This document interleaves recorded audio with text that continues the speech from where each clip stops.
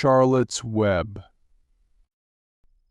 In a quiet farm, a little girl named Fern lived with her family. One day, Fern's father was about to kill a small piglet because it was too weak. Fern begged her father to let her keep the piglet. She named him Wilbur and took care of him like a pet. As Wilbur grew, he was moved to Fern's uncle's farm. There, Wilbur felt lonely and missed Fern. He tried to make friends with the other animals, but they were not very friendly. One night, a gentle voice spoke to him. It was Charlotte, a wise and kind spider who lived in the barn. Charlotte and Wilbur became best friends. Wilbur was happy to have a friend, but he soon learned that the farmer planned to kill him for meat. Wilbur was scared and didn't know what to do. Charlotte, wise and kind, promised to help him. She knew Wilbur needed to be special to earn the farmer's respect. Charlotte had a clever idea. Every morning she started to spin giant words into her web.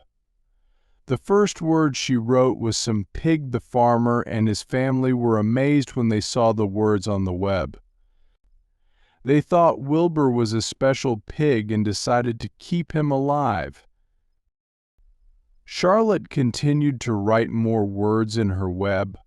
Like terrific and radiant, the farmer, baffled by these magical messages, was convinced Wilbur was an extraordinary pig, worthy of being kept. News of the miracle pig spread like wildfire.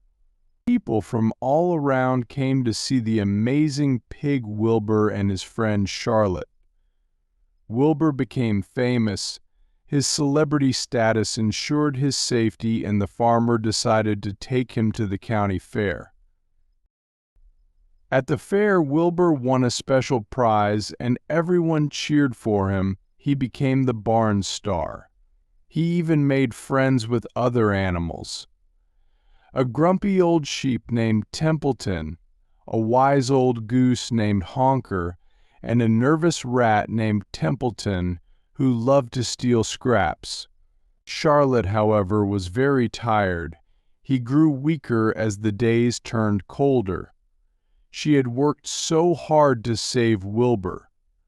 While Wilbur thrived, Charlotte's web became her final masterpiece, a love letter to Wilbur, thanking him for their friendship. Charlotte laid her eggs and told Wilbur that she would not live much longer. Wilbur watched Charlotte lay her eggs before peacefully passing away. She was sad but promised to take care of her eggs. Devastated, Wilbur felt truly alone again. But then he remembered Charlotte's words, a true friend is someone who enters your life when everyone else is leaving. After Charlotte passed away, Wilbur took her egg sack back to the farm.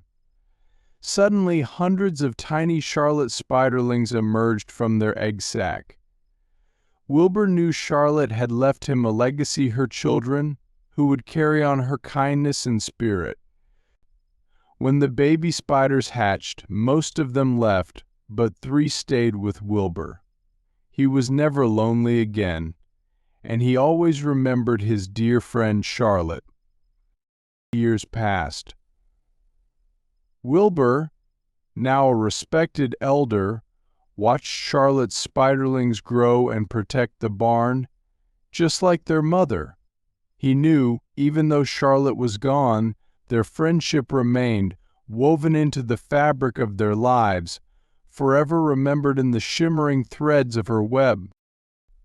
The moral of the story is about the power of friendship and kindness.